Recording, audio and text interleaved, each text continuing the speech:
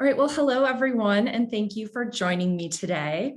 I am Elaine Sullivan, and I'm an associate professor of history at UC Santa Cruz and an Egyptologist. And today I'll be presenting a talk called Constructing the Sacred. The ancient Egyptian necropolis of Saqqara was the burial place of kings, queens, priests, and elite officials during the entire Pharaonic period, 3000 to 332 BCE.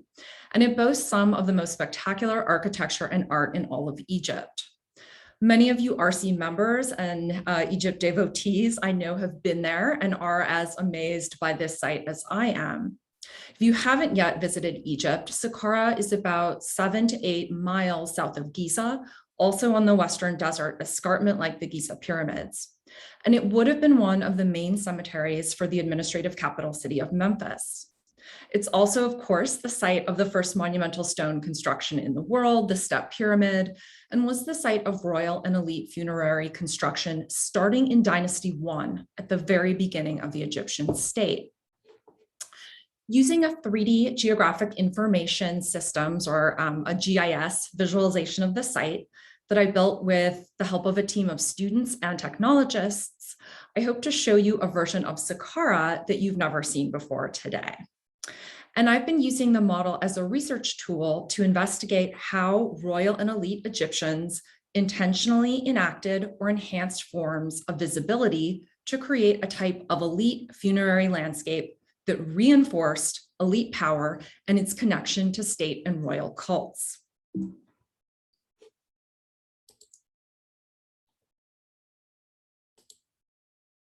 For this research project, I've created what some scholars call a reconstruction model or 3D landscape visualization. It's important to state that these models cannot recreate the past. Such a task is, of course, impossible. I conceive of each model instead as falling into the realm of what scholar Maurizio Forte called a potential past, a model of the potential state of some elements of the landscape at any given past moment in time. My model includes hypothetical architectural reconstructions of the individual monuments at Saqqara, based on the archaeological study and publication of these structures by scholars over the past 100 years. But it simplifies and certainly leaves a great deal out.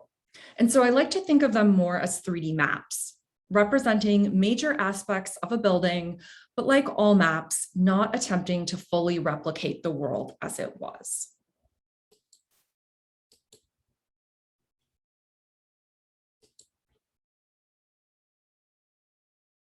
I'll be presenting some of the conclusions from my recently published Born Digital monograph, Constructing the Sacred.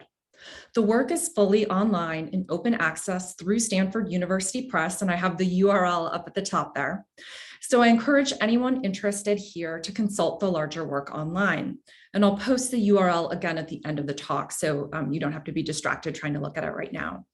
And all the models and animations that you'll see in the talk today are accessible through that site.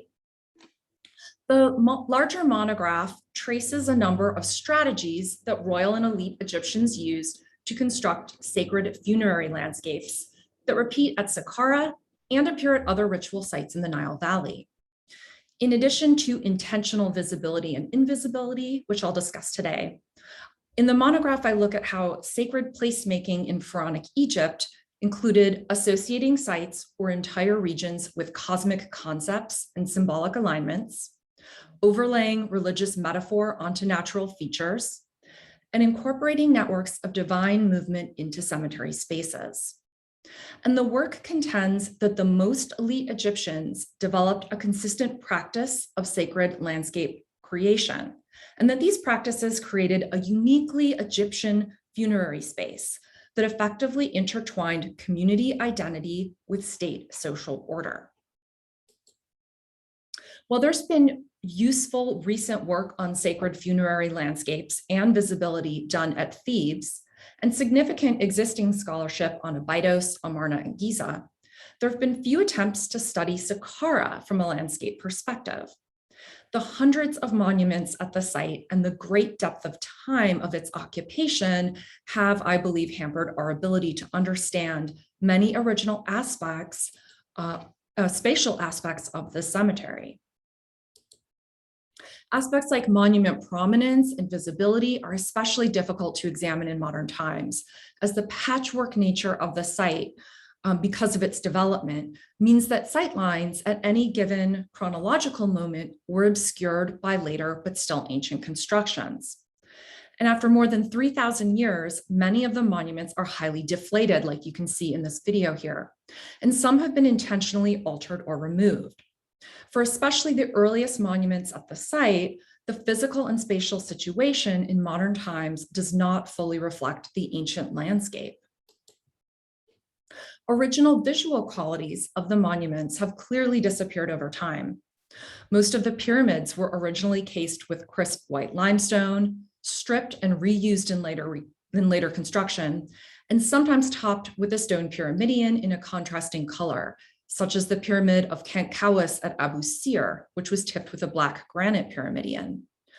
A number of pyramidions also may have been gilded, and we can imagine the visual impact of that today by comparing the obelisk of Ramses II in Paris on a sunny day, which draws the eye because of its reflection. The bright polychrome paint that originally adorned the exterior of other monuments, like the Dynasty I mud brick elite mastaba tombs, has also disappeared. So when we visit the necropolis today, we are missing a great deal of visual information about shape, color, reflection, and texture of these monuments.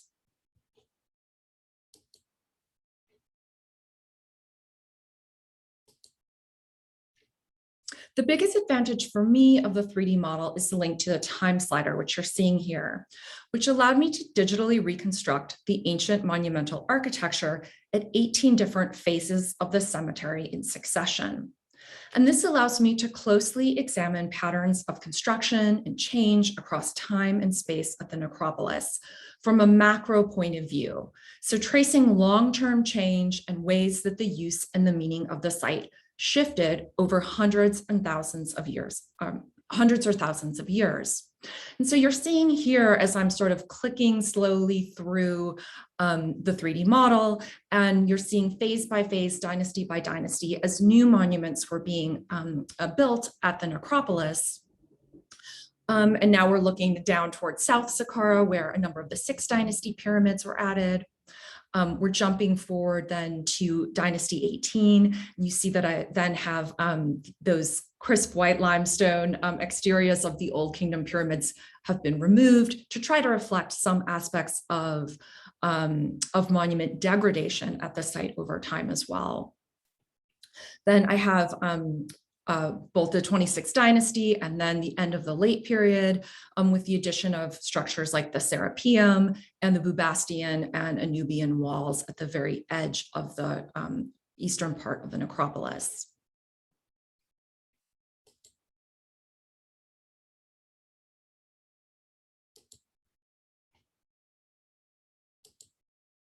And one of the really powerful things about a GIS model is that the individual monuments can be clicked on so the user can retrieve additional information about the period of construction, bibliography, and other kinds of documentation about each model. So this 3D GIS model really serves as an animated map layered with information. And you're seeing here as I'm sort of clicking on different monuments and bringing up what we call the attributes or this sort of structured data about the construction of each of those individual monuments. And I used the 3D model as a research test space to examine how the material world and built environment visually and spatially shaped a sense of sacred space at Saqqara. The deflation, disassembling, and reuse of monuments in the thousands of years since their construction has obscured many aspects of their original visual effect, and thus impacted our modern ability to recognize its strategic use. Many of the visualizations of the necropolis, like this snapshot of a moment in the Old Kingdom, reimagine monuments with their original form and materials at their time of construction.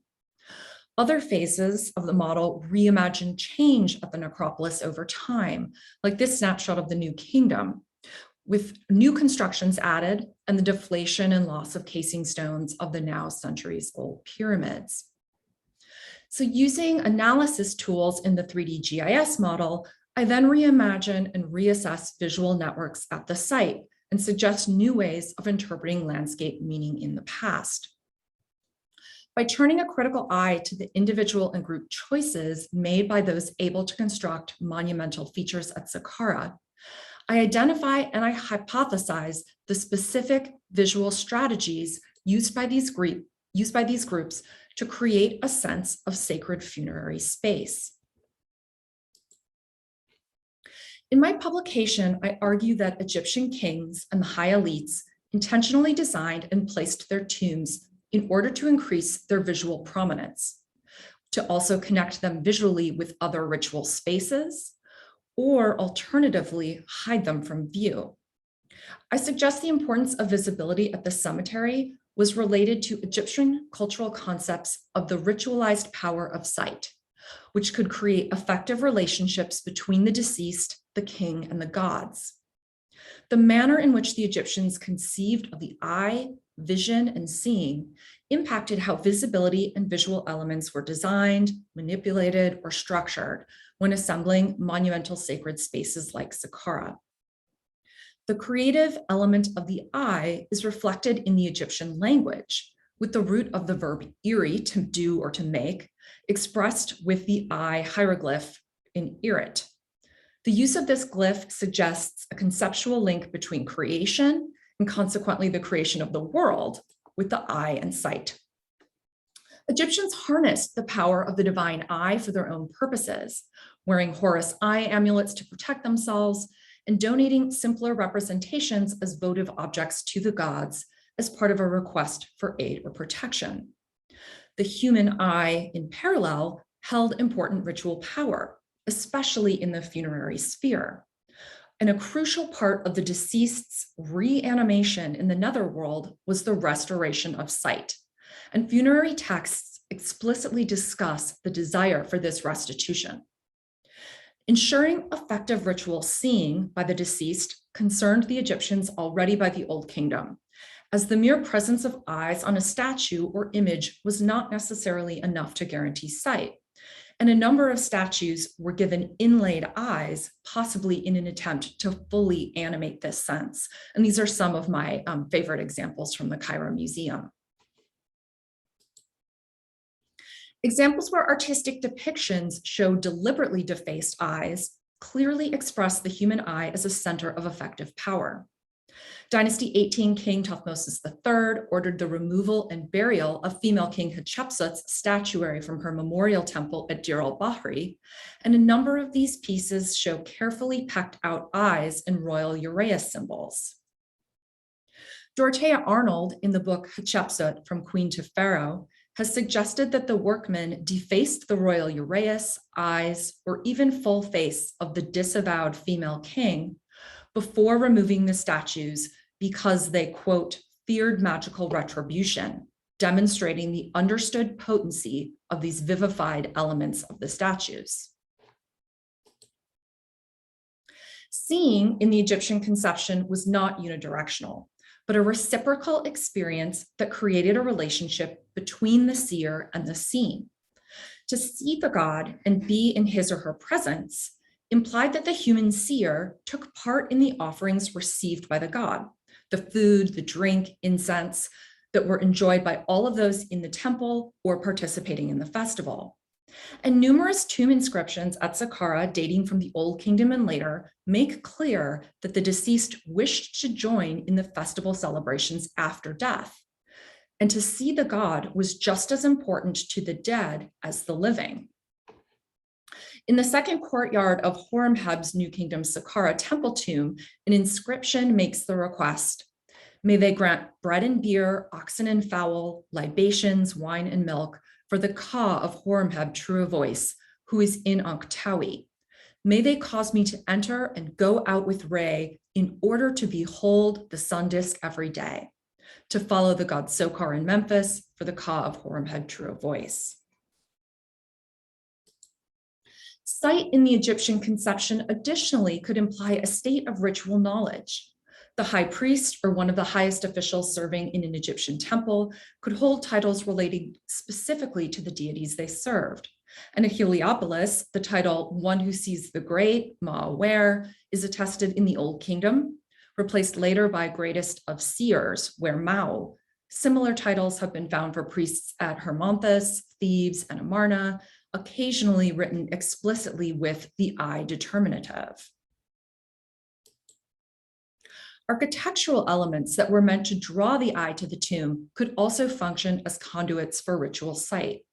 And the New Kingdom temple tombs at Saqqara, found around the Teti Pyramid Cemetery and in the south of the Unis Causeway, included small mud brick or stone pyramids in the rear of the buildings or on the roof of the central cult chapel, adopting and adapting previously royal pyramid symbolism to the private sphere. And you can see my 3D render of what that could have looked like in the New Kingdom on the bottom left of this slide. The granite pyramidion of Neferrenpet from Saqqara demonstrates that these objects could promote the tomb owner's visual relationship with the gods, with one side's inscription ordering the deceased, "Unveil your face, see the Lord of the horizon, O city governor and vizier Neferrenpet." So while these architectural features function to add visual contrast or interest to a tomb monument, they also facilitated the sacred vision of the reanimated tomb owner outward. Seeing, therefore, encompassed a series of effective and sacral powers in Pharaonic Egypt. It offered the possibility of beneficence through the god and the kings.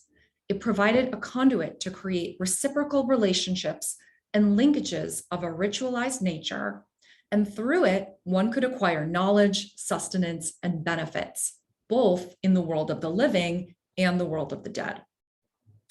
Vision-based relationships were conceptualized as one of the most important forms of ritual communication and connection, with the potential for meaningful ritual exchange between the living, the dead, the king, and the gods, relying on seeing or being visible.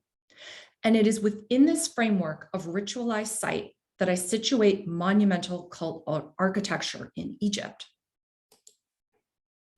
At the New Kingdom city of Thebes, both the royal memorial temples on the edge of the floodplain and the neighboring non-royal tombs in the desert escarpment are well preserved and well studied.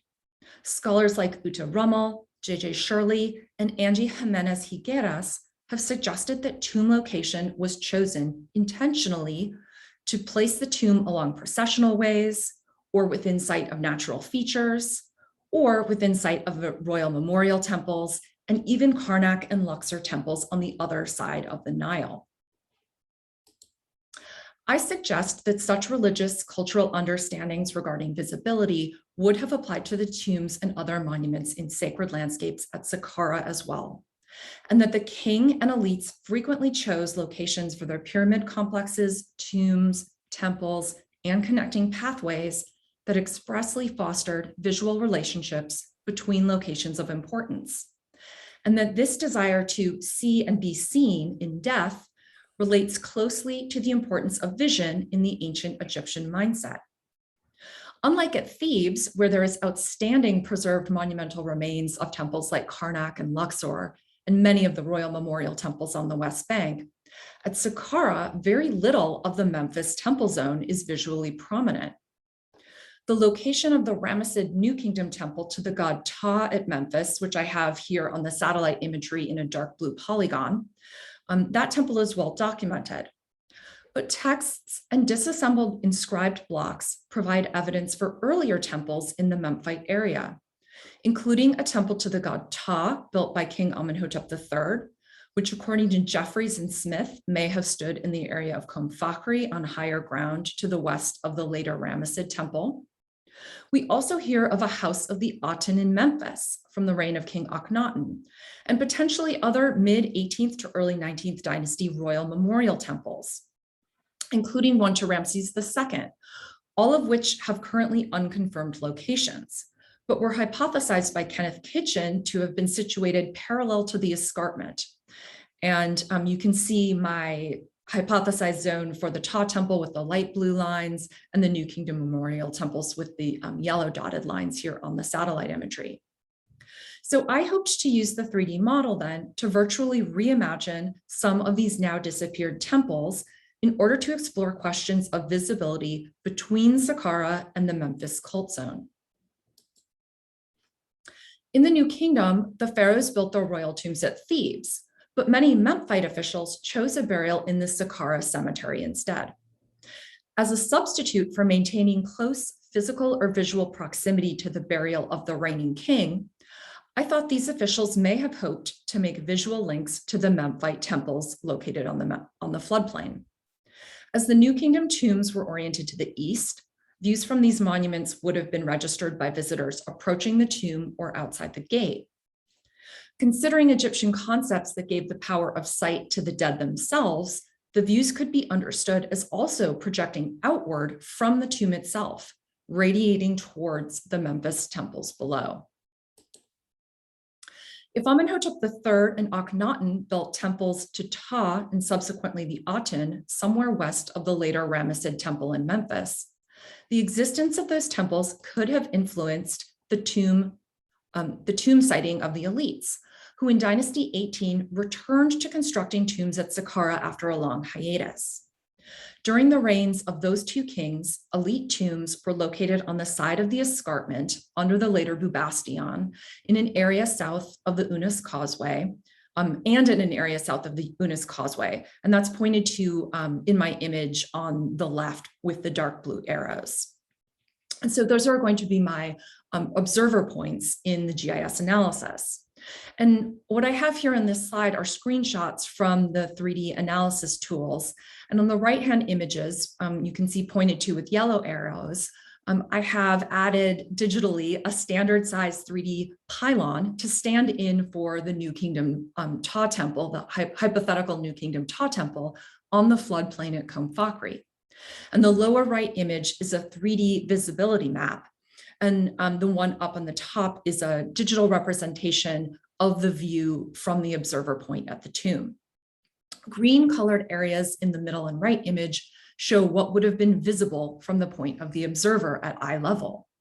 And this analysis suggests that a New Kingdom Ptah temple, if it was indeed located here at Kom Fakri, would originally have maintained high prominence from the northern zone of the New Kingdom tombs of related officials from that observer point. And again, that's placed there with those blue arrows.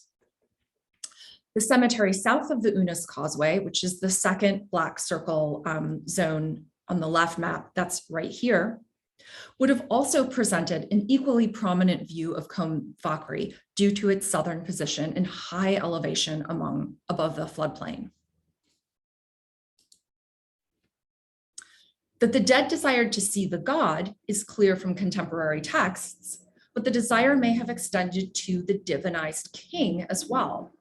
And visual links to the royal memorial temples could also have been especially in demand, as the king was officially the patron of mortuary offerings, distributing them to the houses of the gods and eventually reverting to the deceased in the necropolis. And I hypothesized that interest by New Kingdom elites could have centered on the king's memorial temple, in addition to, or as an alternative to, the main temple of Ptah, especially for those who worked as administrators in the royal temples. So I looked specifically at whether memorial temples east of the desert escarpment, again shown with that yellow dotted line and pointed to with yellow arrows here in the satellite imagery, if those would have been highly visible from the location of the known New Kingdom private tombs of the elites. And that's in the black circle on the left imagery. And I specifically searched for links between officials and the temple of the king under whom they served. And the 3D views from the observer points in the New Kingdom tombs showed all 4 possible royal memorial temples on the floodplain being highly prominent from this location. So for a high official or member of the court, a view of the Memphite memorial temple of the king could have offered comparable ritual benefit to a tomb location on the West Bank in Thebes. And visual links with these temples may indeed have been as important as those with the Ptah temple further to the east. So the goal of this analysis centers for me on reevaluating the social dynamics of the site of Saqqara and thinking carefully about how individual tomb owners chose to associate themselves with both the ancient and the contemporary. The sightline analysis made me reflect differently on the relationship between Saqqara and the neighboring site of Memphis, and forced me to expand out my consideration of the cemetery space as only one element of a larger sacred landscape that ancient people may have called upon to make meaning in their world. As an archaeologist working usually on one monument or at one site, we sometimes become so narrowly focused that we ignore larger regional or meta-site issues. Because the Memphite structures are not visibly present today, they don't play a major cognitive role in my own mind about the appearance of the region. But that would not likely have been the case during ancient times, when these towering buildings likely dominated the floodplain. A second test case I was interested in trying out in the model focuses on the Ramesside period. And Prince Kamwaset, son of Ramses II and a high priest of the Ptah temple at Memphis, is famous for his embellishment of Memphite monuments on behalf of his father. And Egyptologists have identified dedicatory inscriptions by Kamwaset on the pyramids, funerary, and solar monuments of 8 earlier kings, and I've listed those here on the left. A novel proposal by scholar Stephen Snape theorized that the West Hall of the Ramesside Ptah temple at Memphis, constructed in the reign of Ramses II, intentionally connected the king visually to his royal ancestors through the placement of colossal statues of Ramses II on the western outer facade, facing back towards the necropolis.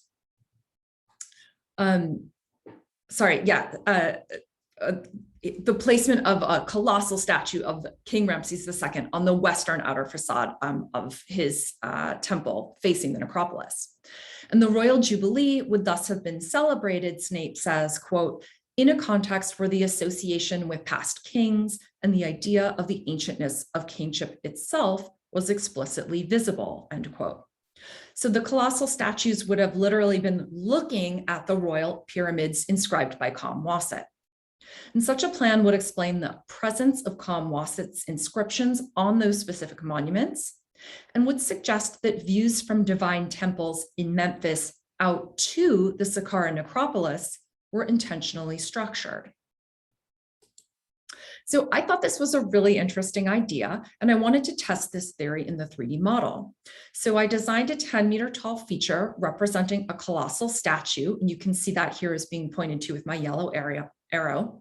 And it was based on the size of one of the pair now at the Egyptian Museum in Cairo, whose image you can see in the new museum at Giza on the right. I virtually placed it outside the western hall of the Ramesside Ptah temple in front of the pylon facing Saqqara. I then used the 3D GIS to run calculations on line of sight with each inscribed monument. And while most of the monuments inscribed by Kamwaset indeed held direct sight lines with eye level of the statue, which I estimated to be maybe 7.5 meters above ground level, in the 3D analysis, the dark gray arrows show the tip of the Saqqara pyramid was visible only if eye level of the statue was raised up to around 10 meters. So for example, if the Ramesside colossi had been placed on a 3-meter high platform. But the Niu Saray solar temple was not visible at any reasonable eye height, that structure being too deep in the high desert to be visible from this part of the floodplain.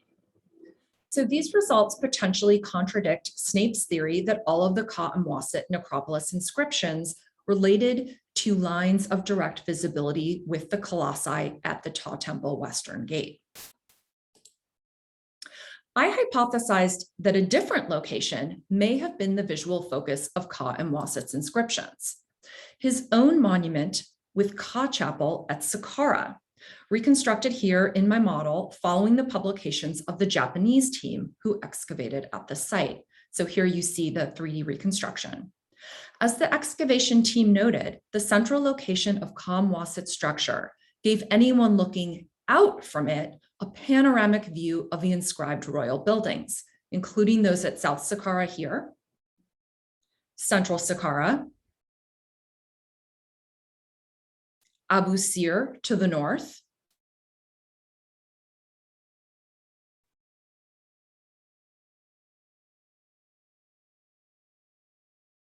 and the solar temple of Miu-Sara, which is wholly invisible from the Memphis Ptah temple.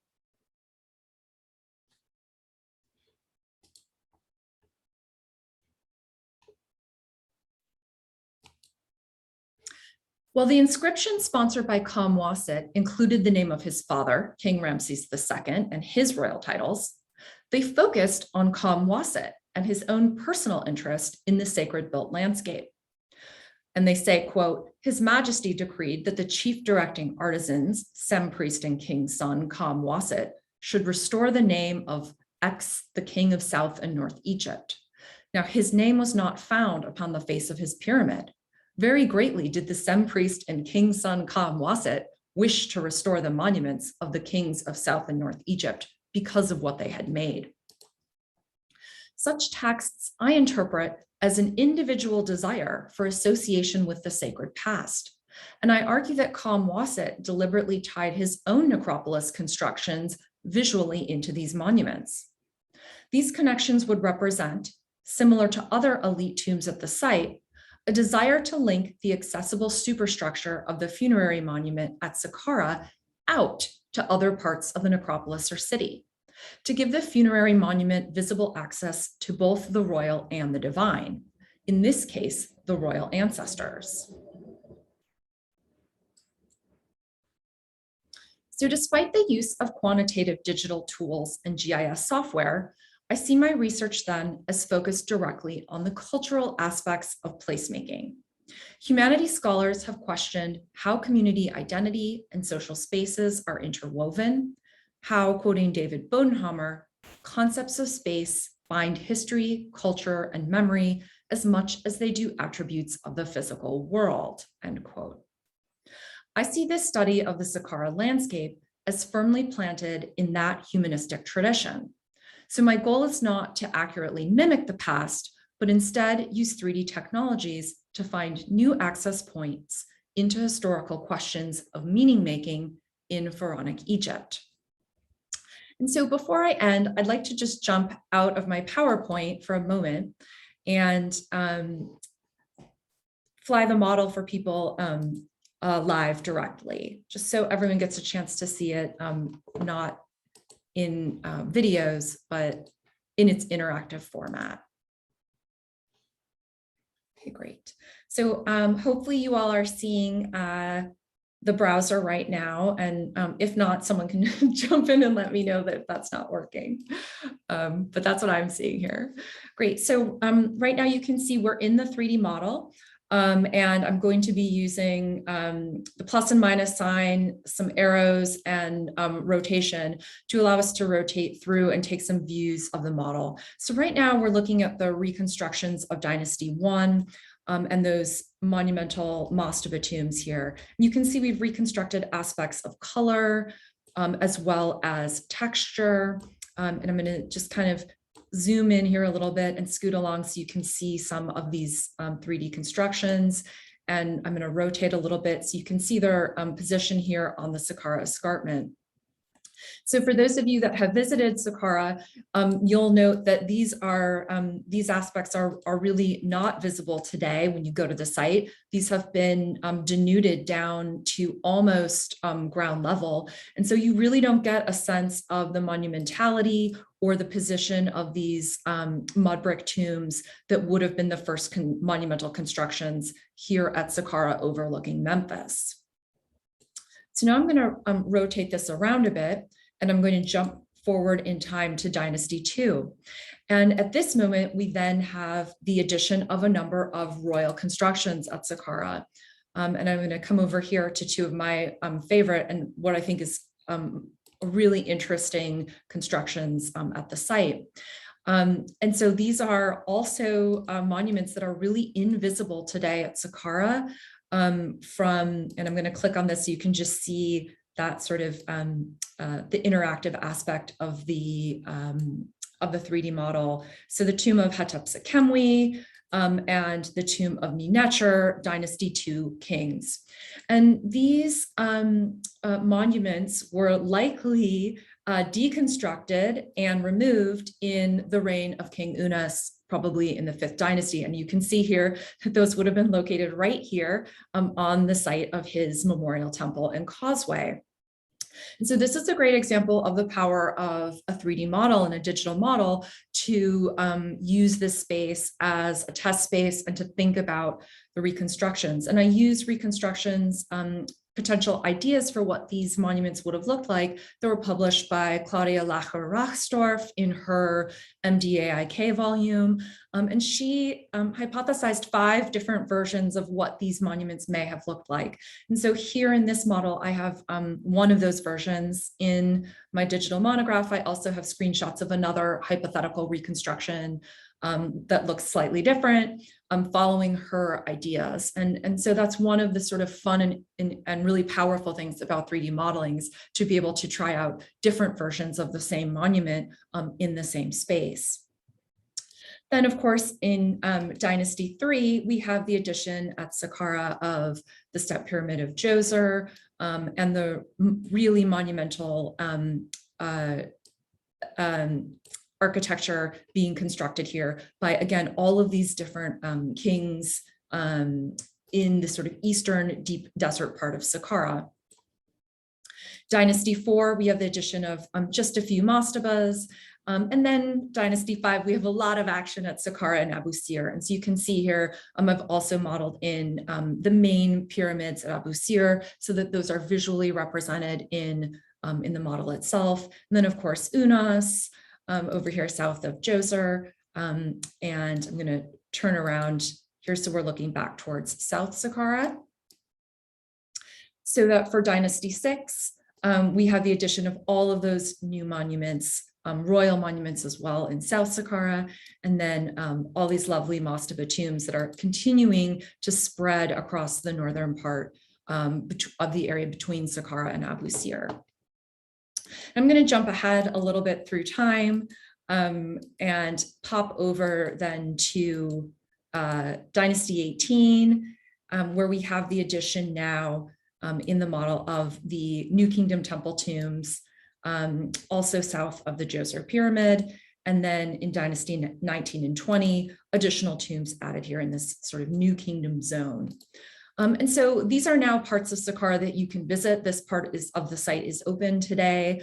So you can start to see some of these different moments at the site when you visit today. I'm going to zoom back up one more time here and zoom out. And we're going to jump ahead into Dynasty 26, when we have the addition of the Serapeum and a number of temple buildings, temple constructions that would have been attached as well to the monumental mud brick wall of the Serapeum, and that's added in the model. And then finally, in the late period, we would have had the addition of the Anubian and Bubastian temples here on the eastern side of the escarpment. And here they're just represented with the monumental mud brick walls. And I wasn't able to reconstruct the original site or appearance of those temples because of their poor preservation. But so this gives you a little sense of the experience of jumping through the model and moving forward and backward in time. And I'll go back to moment 1 so you can see the dramatic difference there between the constructions at the first moment of time at Saqqara and by the end of the Pharaonic period. Okay, so I'm going to stop my share on that and jump back into my PowerPoint.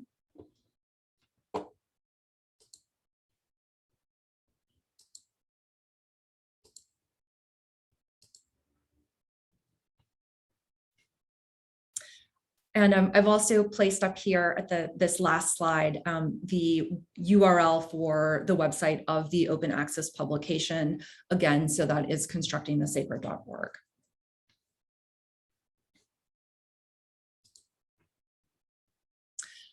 So I'm going to end there, and I want to give credit to the many students, both at UCLA and UC Santa Cruz, undergraduate students as well as graduate students who worked on this project with me, as well as the technologists at UCLA and UC Santa Cruz, the librarians, and the editors at Stanford University Press, and my colleagues here and internationally who assisted me with building and publishing this project on Saqqara.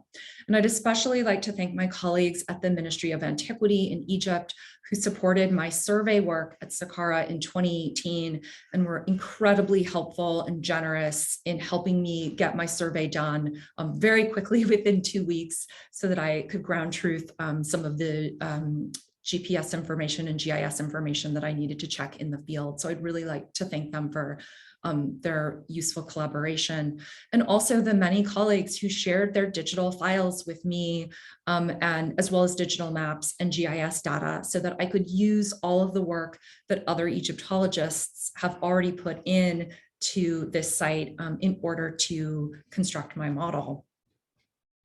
And so then finally, I also just wanted to mention I will be leading a UCSC alumni trip this spring to Egypt, hopefully in spring of 2022.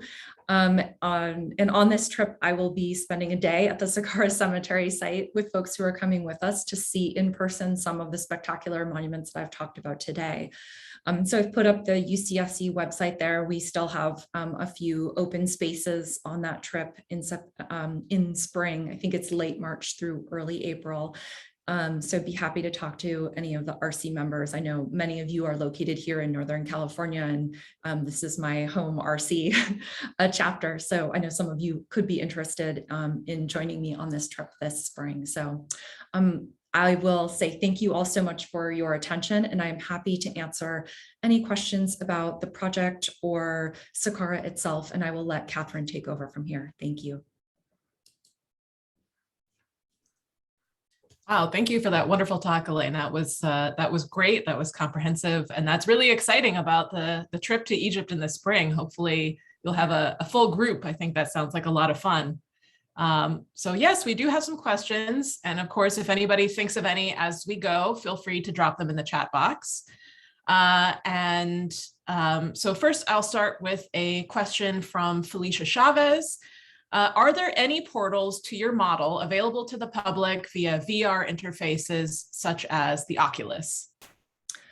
That's a great question. No, I haven't turned it into a VR headset experience yet that is open. However, I am working with my fantastic colleague at UC Berkeley, Rita Lucarelli, on a VR headset experience of that uses the model of Saqqara in Dynasty 26. And we are sort of virtually repatriating a sarcophagus that is in the Hearst Museum at Berkeley to its tomb in the Saqqara necropolis. And so we were developing that and testing it when the COVID shutdown meant that none of us could get into our 3D spaces and test anything out in our libraries and in the museum. But Rita and I are back working on it now, starting this fall, and we're applying for grant money. And our goal is to release that fully freely to the public so that anyone who has schools, museums who have a VR headset can then have that sort of experiential walkthrough and viewing of the Saqqara necropolis. So that is definitely on my radar, and we are working on that. Awesome. The next question that we have is from Sid Kitchell, and that question is, do you know enough to add the processional way north of Djoser going east-west? Oh, okay. That's a great question. I think I added it in a couple of my maps. So we have some sense, because of the gateways that led through the Anubian, where the east-west processional that would have come from the floodplain that would have gone up through those temples and then to the Serapeum would have been located. I didn't know exactly where it was everywhere along the route. And so I don't add it in any real way in the model. I use it I add sort of arrows in maps. And I sometimes, create videos where I virtually walk along the paths that I imagine. But I didn't want to represent something that I didn't know where it was actually located along the whole route, because I thought that would be misleading. But certainly there's sort of areas along that processional that are known, and Mariette certainly discovered elements of the Sphinx processional route that was along that zone. Unfortunately, he didn't really map any of that very carefully in a way that we could really use today. So I don't represent that in the 3D model itself. All right, great. It looks like we have a couple of more tips and questions about converting the model to VR, so maybe we can follow up on those after. But while we're waiting for more questions to come in, I have a question as well, sure. Which is that you talked a lot about sort of the visual relationship between these tombs and the major royal monuments and the divine temples, such as the Temple of Ptah. And I was curious if there is any evidence that also emphasizes the visibility of the tombs themselves, not necessarily in that reciprocal way, but also maybe to living people, to common people. Is there any kind of sense that they wanted to be seen as well as to have this viewshed relationship? So Catherine, let me ask you to clarify. Do you mean for people who were living in the city of Memphis, or do you mean people that the tombs were of importance to regular people and they wanted to be able to see them from where they were living? Is that? I would say either or. I think what the example that I'm thinking of in particular to compare with this is the private tombs that are in down in Luxor that are visible along these different festival routes, for example, and would be visible to common people who were participating in the festival processions or gathering to watch them. And so there's that sort of relationship there as well. Yeah. And I was curious if there's anything similar in Saqqara. Well, I'm hopeful. I know that the Dutch team, the Leiden team, and the Turin Museum team are currently doing a study that has a fantastic name. I think it's called the Walking Dead of Egypt or something like that. It's a fantastic name. And they're looking at trying to trace a little bit more information on these festival routes at the necropolis, because really right now we know that there would have been that east-west route that was running to the Serapeum. Presumably there was also a very important route from Abu Sir, from the Abu Sir Lake area up the backside. And I talk about that in the monograph that would have taken you sort of on the other side of Djoser, and that would have been a really important procession. And presumably a number of the mastaba tombs were being oriented towards that.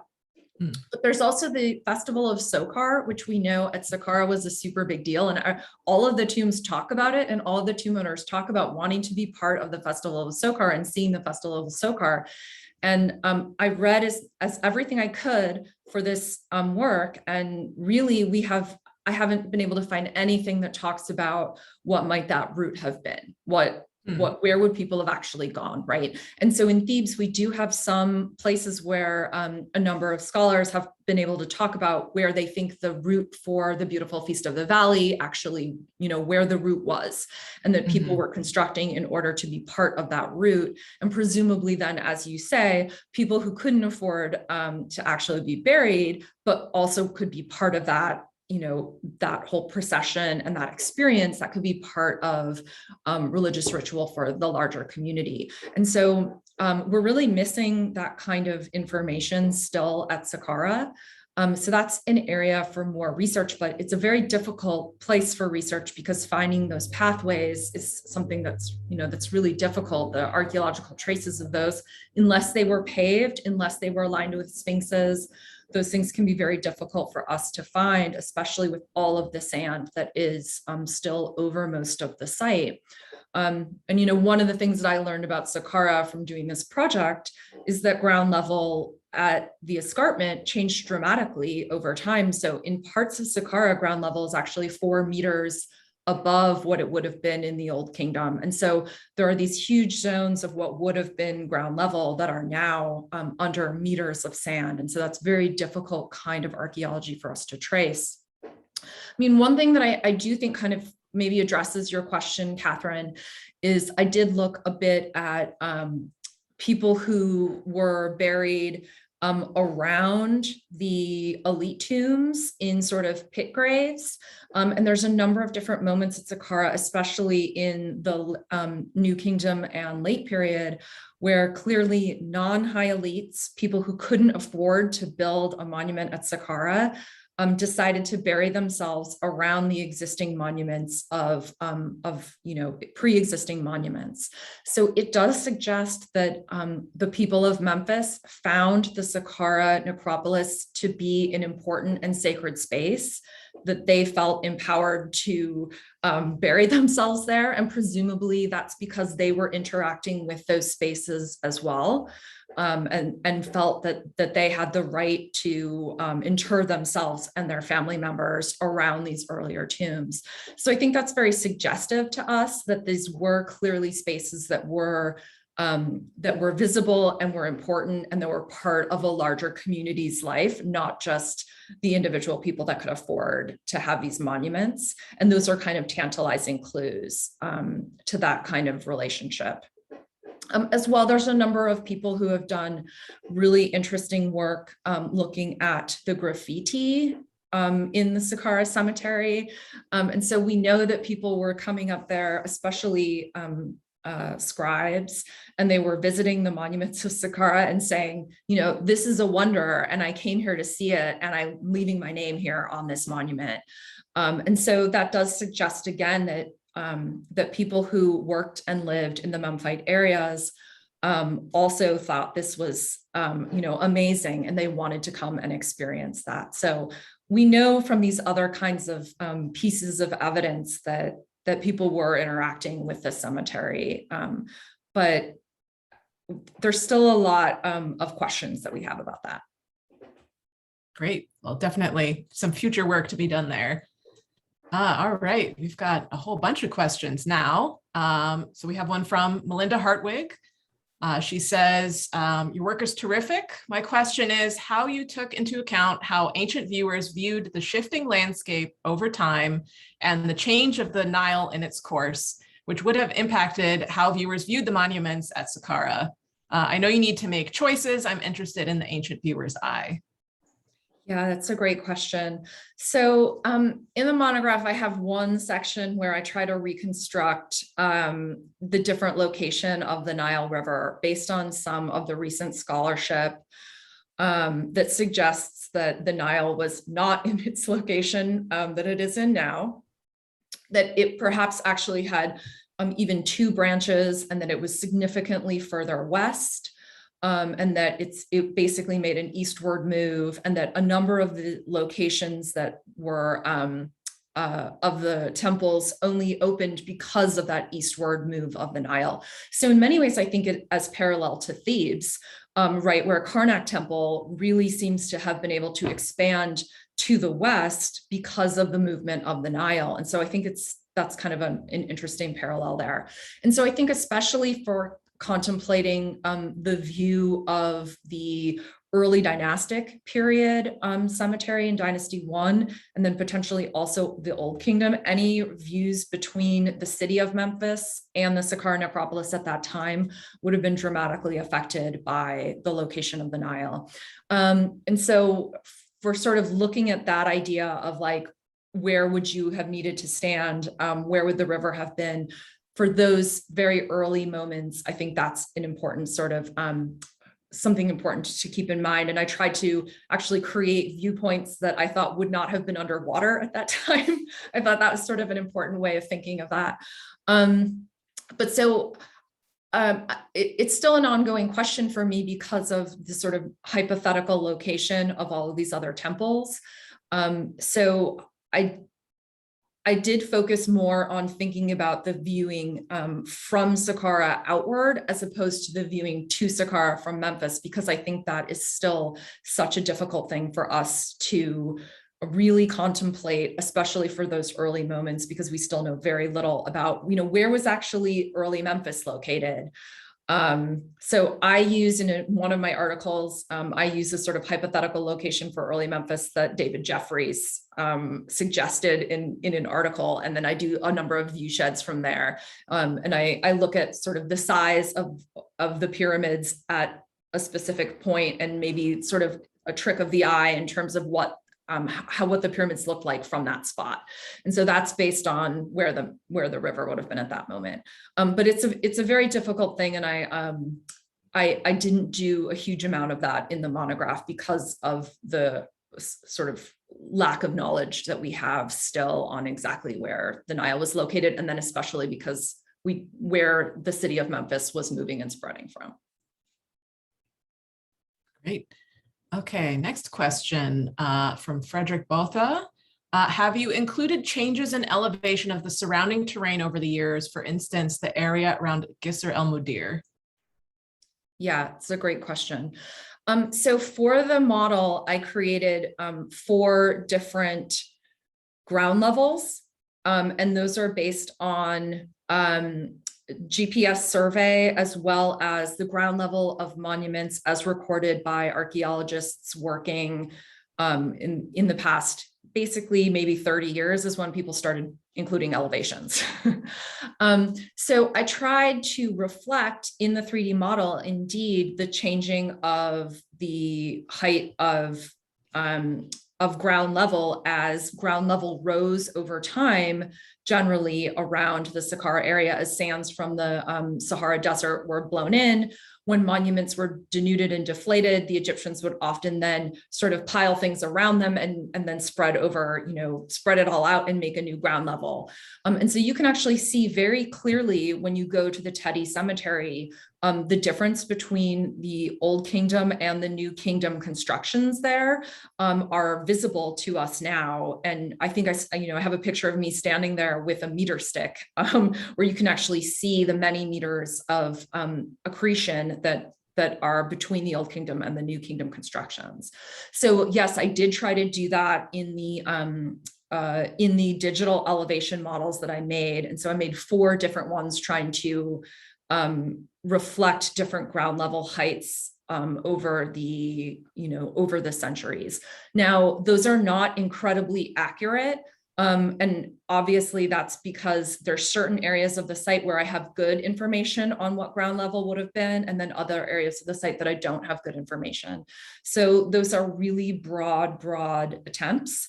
But yes, I did indeed try to include that. And so I would have used things like the ground level of causeways, valley temples, memorial temples, entrance thresholds, things like that, to imagine where a generic sort of general ground level would have been. And that's what my 2018 GPS survey was really all about, was trying to ground truth a lot of that information. So that's a great question. Thank you. Wonderful. Next question from Ryan Ismail. How much more of the site is thought to be buried still, and how long do we expect it will take to uncover its entirety?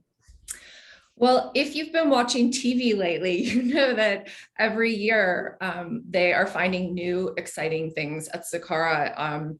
And so, I watched the Netflix special, The Secrets of Saqqara, I think it was called, recently, which was great. And they have, a number of new tombs that they discovered since I did the survey there in 2018. And there's ongoing excavation by the Ministry of Antiquities. They're there almost year round, working and looking for additional tombs. And so, I don't think we'll ever discover everything that's at Saqqara. I think we're going to be learning new things about that site for the next century as well. Makes sense. Our next question comes from Glenn Meyer. And he asks, building placement might not always be according to visual priority, but according to proximity, and the two might conflict. Did you find this to be the case anywhere? Yeah, so there's other factors that go into tomb location, and I should mention that. And I do talk about that in the monograph as well. There's a lot of reasons why someone might be placed, why they might place their tomb where they are. So it can be visual proximity. We also know there are a number of tomb owners who had similar titles that were that seem to have placed their tombs kind of in a little neighborhood with other people with the same title. There's obviously geological and rock quality issues. So there are lots of different factors that would have been important. And so I don't want to suggest that visibility is the only one. And part of what I did in the monograph is I looked at some places where people's tombs were actually, visibility was blocked for certain reasons. And so you weren't visible from something, or something wasn't visible from you. And then I thought about, why would that be the case? What would you have been prioritizing besides visibility in those reasons? So there's definitely examples of that as well in the monograph, where people seem to have been more interested in being close to other specific people's tombs, as opposed to the view, for example, of the Royal Pyramid. So there are definitely those occasions as well. All right. And I think this might be our last question. So it's a softball, hopefully. Are your databases and software open source? Yeah, that's a great question. So none of the software that I used is open source, no. SketchUp is what my students and I used to 3D model the tombs. That's not open sourced. The GIS program that I used is called City Engine. It's an urban simulation program that's owned by ESRI or Esri, which is a large multinational conglomerate based here in the US, not open sourced. The web browser that I use is their ArcGIS Pro web browser, not open sourced. So this is a real problem for all of us in archaeology, that we all use these incredibly powerful GIS tools and 3D tools, but they are owned by proprietary software companies. And so we are at the mercy of them. And this is a problem for us in terms of archiving and sustainability. So a number of the things that I did in the project is I exported many of my models into sort of general formats that could be reused and repurposed by other open source programs. So all of the individual models I exported and are downloadable by all of you, that you can play with and use in other open source tools. So I tried to make the component elements of the model usable in open source software so that other people could then reuse them and explore with them, even though they're not open source in my materials. The publication platform that I use is called Scalar, and that is open source. It was supported by US granting agencies and was created by scholars for this kind of use for new forms of digital publication. So, I was really excited to be able to use one element of open source for this project. And, I'm hopeful that that more granting agencies and more archaeologists and scholars will work together to build more open source tools for some of these kinds of GIS and 3D materials that we are all now creating more and more frequently. But the limitations of what was available to me really meant that I had to use proprietary software. And so you mentioned that your models are available for people to download and experiment with, and those are all at the website that you put on your slides? Yeah. So there's a part of the publication is an archive. So I have the digital elevation models are actually available through Stanford Library's mapping site called Earthworks. And then the individual 3D models of the Unas Pyramid and things like that are downloadable as both SketchUp files. So if you want the original format in which it was made, and then I think also in .3ds files, which is or relatively, lots of different platforms use it. So if anyone is, teaching and wants to have their students play around with 3D model and adding things onto it, or all of those are there, and they're open with a Creative Commons license. Great. And looks like we had one last question squeaking under the wire about software. Have you tried Enscape with SketchUp? I haven't, no. But I'm always looking for recommendations for newer or more powerful or open source tools. So I will check that out.